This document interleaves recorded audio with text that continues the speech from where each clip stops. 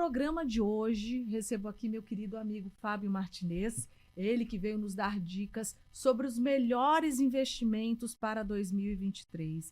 E, gente, será que tem como ele falar para a gente como vai ficar a economia do Brasil para esse ano? Fábio, seja bem-vindo ao nosso programa. Uma satisfação te receber aqui. Ô, Cida, é sempre um prazer estar aqui, conversar com você, falar um pouco sobre economia, que é o meu maior prazer em conversas e tudo mais. E é sempre uma conversa boa. E a gente pensando, tá começando o ano, né? Como a gente vai ter esse ano de 2023, onde é bom investir. A gente vai discutir um pouco sobre isso, né? Há quem diga que poupança esse ano é um bom investimento, Fábio? Bom, poupança, na verdade, principalmente como reserva de emergência, é sempre uma boa opção, né? A gente está tendo um rendimento até significativo da poupança, contudo, por conta da alta da taxa da Selic, né? A Selic está bem alta. Existem outros títulos que dão um rendimento maior do que a poupança, inclusive CDBs, que têm um rendimento acima do valor do CDI, então pode ser outras opções além da poupança. Eu falo que a poupança é sempre aquele primeiro tipo de investimento que a pessoa faz quando não sabe aonde investir. Na verdade, muitas vezes até as pessoas criticam, a poupança não é investimento. Mas é uma forma de você reservar parte do seu dinheiro. É uma reserva técnica que rende uma coisinha. Rende uma coisinha e assim, ela pode ser o primeiro passo. Você começa a criar uma reserva dentro da poupança e de lá você destina para outros investimentos que dão um rendimento maior. A poupança ela é legal porque a qualquer momento você pode sacar ela, então você tem essa facilidade. Então, como reserva de emergência, é uma boa pedida. Mas se for para você guardar um dinheiro por mais tempo, existem outros tipos de investimentos que acabam gerando um rendimento maior. Quais são eles? Tem, hoje em dia, por conta da taxa Selic estar mais alta, você tem o Tesouro Direto, que está dando rendimento bom. Tesouro certo? Direto, Tesouro Direto. A gente está emprestando para o Brasil. Exatamente. Mas e aí hoje? Emprestar para o Brasil é um bom negócio? Bom, na verdade, sim, ele tem uma garantia muito grande, né? Tem garantia? Tem, com certeza. A questão da economia como um todo, a gente sabe que o Brasil ele é grande, ele tem uma produção muito diversificada, a gente já passou por outras crises e eu acredito que a economia deve continuar se saindo bem. É claro que tem setores que vão dar uma piorada, outras melhoradas, mas como um todo eu acho que o país sobrevive e continua crescendo. Talvez não tanto quanto a gente cresceu ano passado, mas a gente deve estar uma melhorada sim nesse ano de 2023. Por isso que eu acredito que sim, que é uma boa investir em títulos públicos, principalmente aqueles atrelados à taxa Selic ou então ao IPCA, porque a gente tem uma estimativa que esse ano a inflação deve continuar alta. Então, aqueles títulos públicos que são atrelados a algum índice de inflação, eles são uma boa pedida também. Além deles, a gente também tem títulos bancários, CDBs, que eles estão dando um rendimento bom porque eles são atrelados ao CDI, e o CDI, a taxa Selic, é basicamente o mesmo valor. Então, eu já vi algumas promoções, inclusive de alguns bancos, que pagando até 200% do CDI. O que é o CDI? O CDI é muito parecido com a taxa Selic. A taxa Selic é a taxa de referência do Brasil. O governo determina aquela taxa, aquela meta que ele vai tentar atingir para pagamento dos seus títulos públicos. A gente faz essa mesma correlação em relação aos bancos. Os bancos também têm uma taxa interbancária, ou seja, de emprestar dinheiro, que geralmente ela é muito próxima à taxa Selic. Então, quando a taxa Selic hoje está mais de 13%, o CDI também está a mais de 13% se fala ao ano. Ao ano. Então, vamos lá, eu vou emprestar R$1.000 para o Brasil. Né? Você vai, depois de um ano, vai receber R$1.130. São os 13%. Exatamente. Você vai receber ali de rendimento se for um título público com uma taxa fixada para na um taxa ano, porque Selic. tem esses fundos que são a longo prazo. Sim, e né? geralmente dá um rendimento melhor. Né? Quanto mais longo prazo, maior o rendimento que você recebe, mas também maior o custo, né, de oportunidade de você estar com esse dinheiro tanto tempo parado lá, porque você pode ter opções mais vantajosas que aparecem no meio do caminho, mas como você está com o dinheiro lá preso, você não pode mexer. Aí quando você fala que rende 200% ou 300%... Ou seja, seria em vez de 13%, seria 26%. 26%? Exatamente. Olha! Então, assim, mais do que 200 é difícil aparecer, mas às vezes existe sim promoções que você tem um rendimento acima de 100% do CDI, né, da taxa Selic. Então, vale a pena até você verificar no seu banco No caso, não fazendo propaganda, mas a época que eu tinha visto era na Caixa. A Caixa, e é um banco público, era difícil bancos públicos fazerem essas promoções assim. Porque às vezes a gente quer investir, e não sabe nem qual o significado dessas siglas, né? Exatamente. Mas por isso que assim, a gente hoje em dia tem muitas informações. A gente está tendo aqui pela rádio, mas também as pessoas podem se informar pelo YouTube, existem vários vídeos, vários canais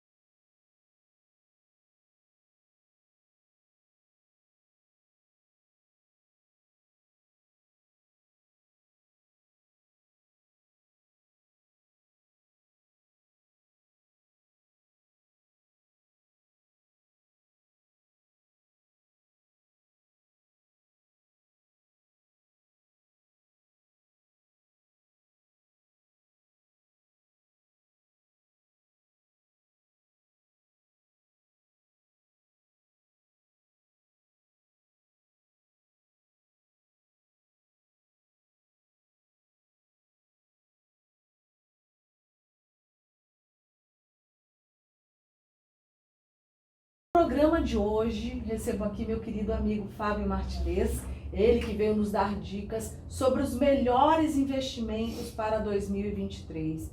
E, gente, será que tem como ele falar pra gente como vai ficar a economia do Brasil para esse ano? Fábio, seja bem-vindo ao nosso programa, uma satisfação te receber aqui. Ô Cida, é sempre um prazer estar aqui, conversar com você, falar um pouco sobre economia, que é o meu maior prazer em conversas e tudo mais. E é sempre uma conversa boa. E a gente pensando, tá começando o ano, né? Como a gente vai ter esse ano de 2023, onde é bom investir. A gente vai discutir um pouco sobre isso, né? Há quem diga que poupança esse ano é um bom investimento, Fábio? Bom, poupança, na verdade, principalmente como reserva de emergência, é sempre uma boa opção, né? A gente está tendo um rendimento até significativo da poupança. Contudo, por conta da alta da taxa da Selic, né, a Selic está bem alta, existem outros títulos que dão um rendimento maior do que a poupança, inclusive CDBs, que tem um rendimento acima do valor do CDI, então pode ser outras opções além da poupança. Eu falo que a poupança é sempre aquele primeiro tipo de investimento que a pessoa faz quando não sabe aonde investir. Na verdade, muitas vezes até pessoas criticam, a poupança não é investimento, mas é uma forma de você reservar parte do seu dinheiro. É uma reserva técnica. Exato. Que rende uma coisinha. Rende uma coisinha e assim, ela pode ser o primeiro passo, você começa a criar uma reserva dentro da poupança e de lá você destina para outros investimentos que dão um rendimento maior. A poupança ela é legal porque a qualquer momento você pode sacar ela, então você tem essa facilidade. Então, como reserva de emergência é uma boa pedida, mas se for para você guardar um dinheiro por mais tempo, existem outros tipos de investimentos que acabam gerando um rendimento maior. Quais são eles? Hoje em dia, por conta da taxa Selic estar mais alta, você tem o Tesouro Direto, que está dando rendimento bom. Tesouro Direto? Tesouro Direto. A gente está emprestando para o Brasil. Exatamente. Mas e aí hoje? Emprestar para o Brasil é um bom negócio? Bom, na verdade, sim, ele tem uma garantia muito grande, né? Tem garantia? Tem, com certeza. A questão da economia como um todo, a gente sabe que o Brasil ele é grande, ele tem uma produção muito diversificada, a gente já passou por outras crises e eu acredito que a economia deve continuar se saindo bem. É claro que tem setores que vão dar uma piorada, outras melhoradas, mas como um todo eu acho que o país sobrevive e continua crescendo.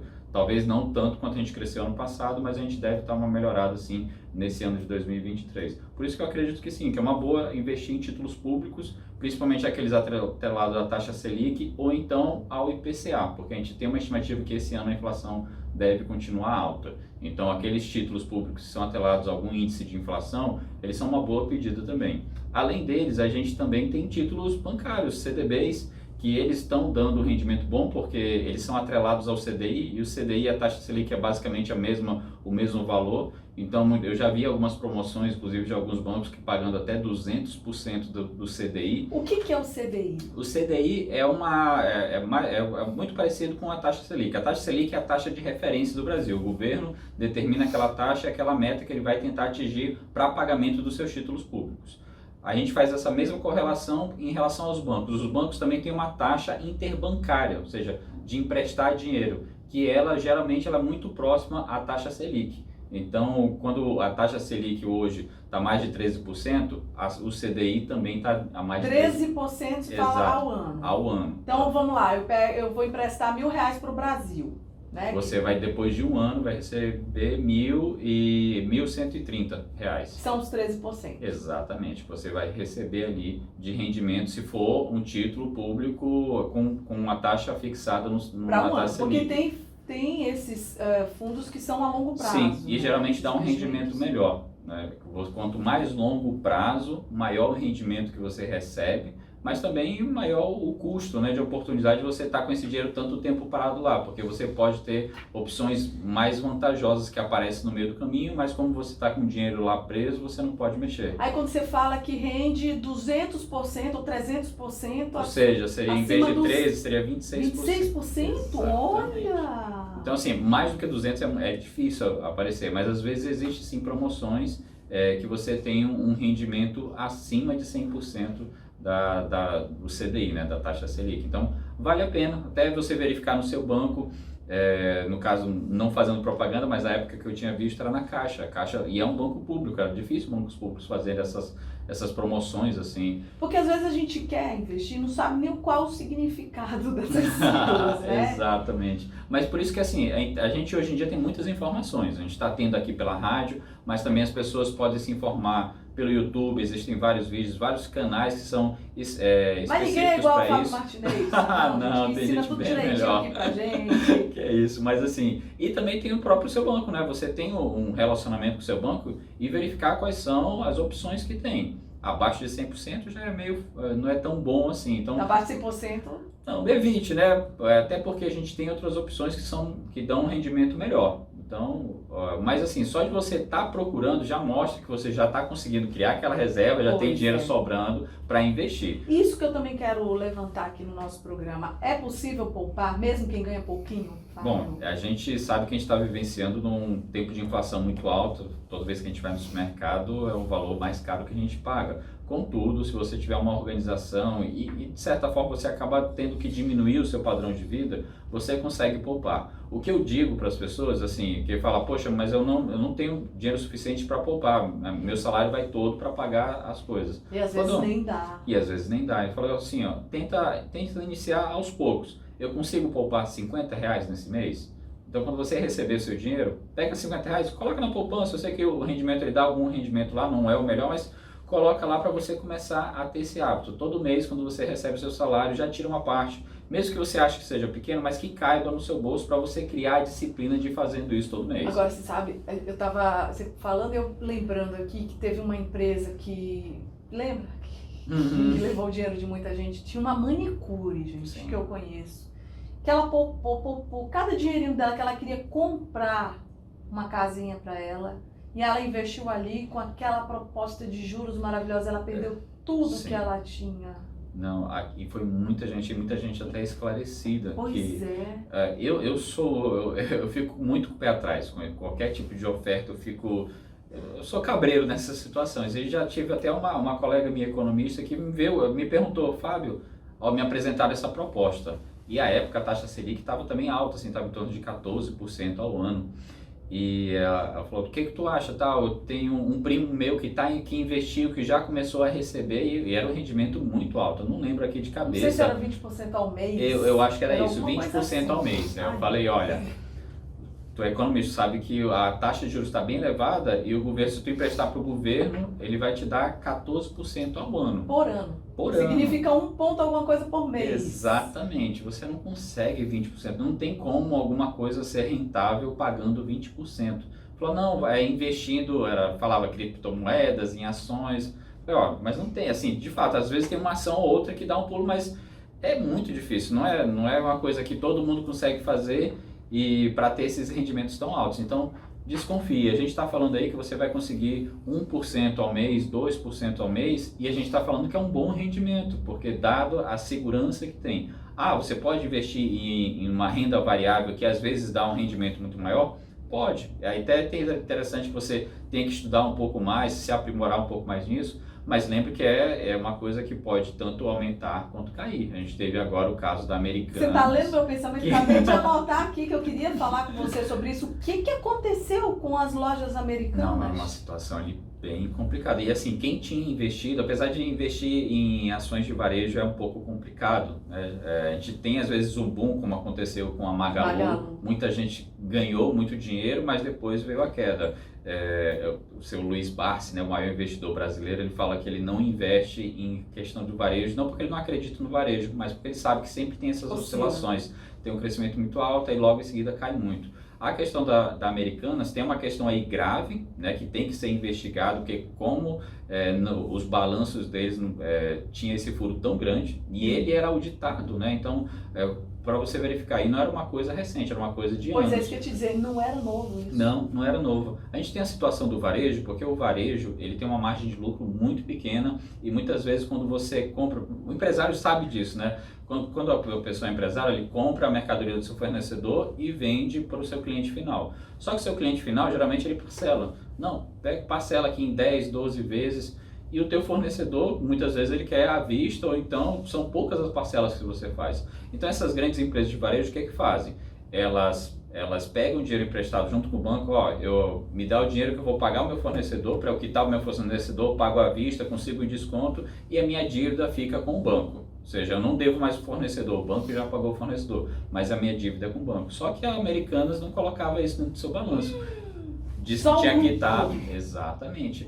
Aí foram ver 20 bilhões e agora o prejuízo é maior, na verdade 40 bilhões, né, de débitos que tem com várias instituições financeiras. Então é interessante que é uma coisa interligada. A gente está falando da Americanas, que de certa forma pode respingar em outras empresas de varejo, como Magalu, a Via Varejo, na verdade Via agora, né? Então a gente tem algumas empresas do varejo que podem ser respingadas, assim como instituições financeiras que emprestaram dinheiro para Americanas e talvez não consigam receber. Na verdade, muito provavelmente a maior parte dos credores da Americanas vai ter um calote ou vai receber só parte daquilo que tinha para receber. E a Americanas vai quebrar? Vai acabar? Bom, assim, eu acredito que provavelmente outra empresa grande vai comprar ela, né, porque ela tem uma capilaridade muito grande no país inteiro. Então é uma oportunidade. Nas crises aparecem oportunidades. Talvez algum grupo empresarial veja isso como uma oportunidade de investimento, porque assim, o negócio ainda continua. Está com a logística pronta. Exato. De atendimento final ao cliente. Isso, tem uma marca que é forte, reconhecida nacionalmente, então eu acho que é uma oportunidade. Tem credibilidade. Ela hoje não tem credibilidade na Bolsa de Valores, mas para os clientes ela tem credibilidade. Exatamente. Então, eu sempre que comprei nas Americanas nunca tive nenhum aborrecimento. E assim, para o consumidor seria um desastre, né? Você não ter mais Americanas. Então, eu acredito que talvez outra empresa acabe comprando, dependendo de como for a questão das dívidas dela.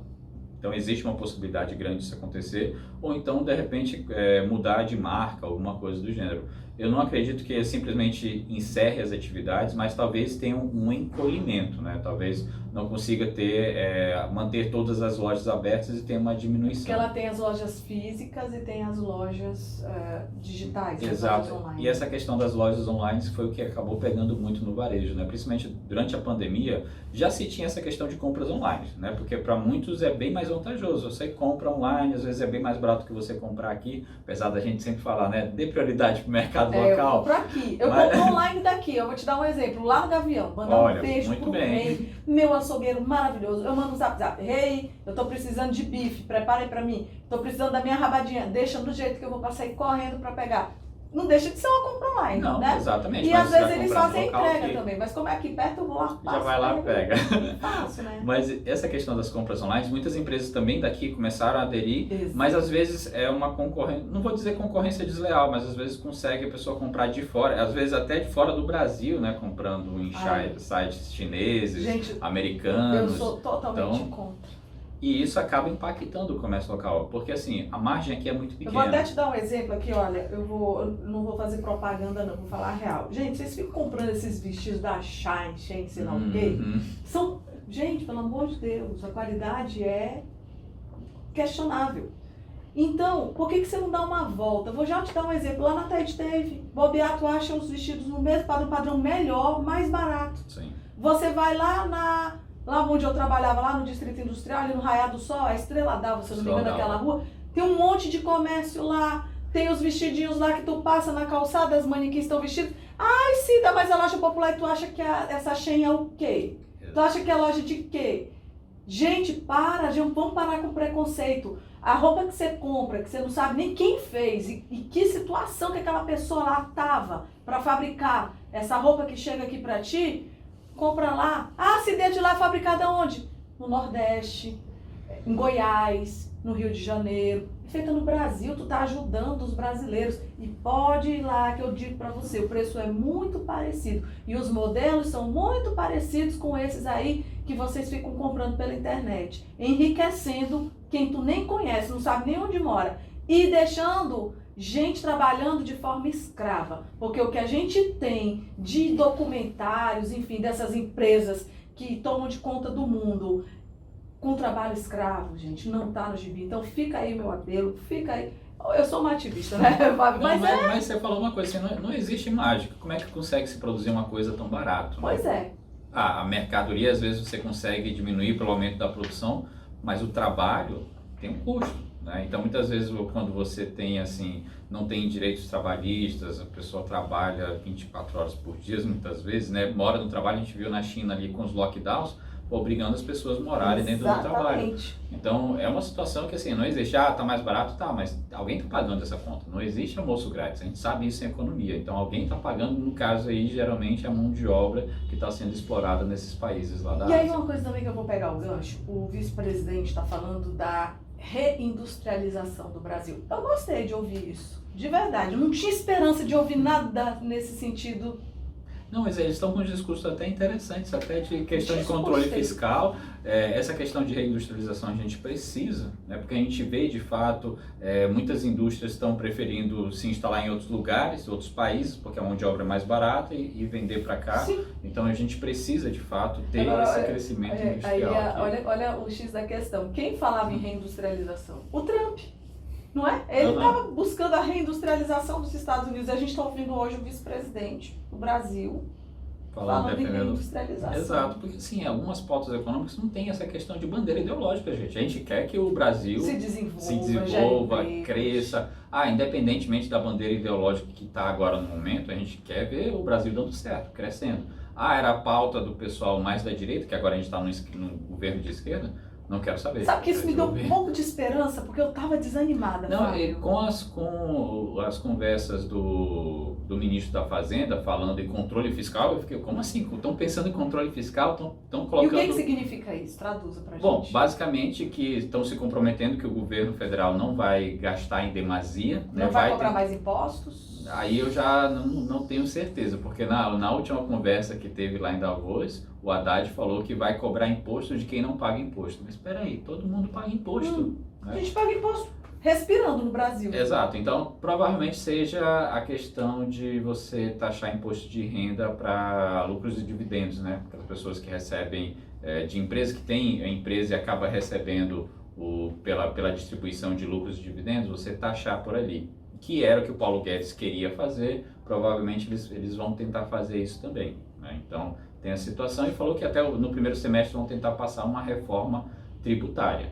A gente tem que ficar bem de olho como vai ser essa reforma tributária, se vai ser mais ou menos o que já estava tramitando, que na verdade é uma forma de simplificar a quantidade de tributos, porque você sabe, empresário cansa de pagar tributo, tributo estadual, federal, municipal, tem PIS, COFINS, um monte de siglas ali que deixa todo mundo doido, né? Muitas vezes você até deixa de pagar o imposto não porque você queria sonegar, mas por esquecimento, porque é muita coisa. Então, você simplificar já ajuda muito. A questão aí é não ter mudança nas alíquotas e na carga tributária. A alíquota vai ter que acabar tendo, porque se você juntar, porque eu tenho um imposto de serviço, que tem uma alíquota mais baixa, tem imposto de produto que é maior, tem imposto de produtos industrializados, que é um pouco menor, então a gente tem uma salada de alíquota dependendo do tipo de produto. Então, alguns setores vão acabar tendo que pagar uma carga tributária maior e outros vão pagar a carga tributária menor. O que eles estão querendo é que seja, como um todo, fique na mesma quantidade de impostos.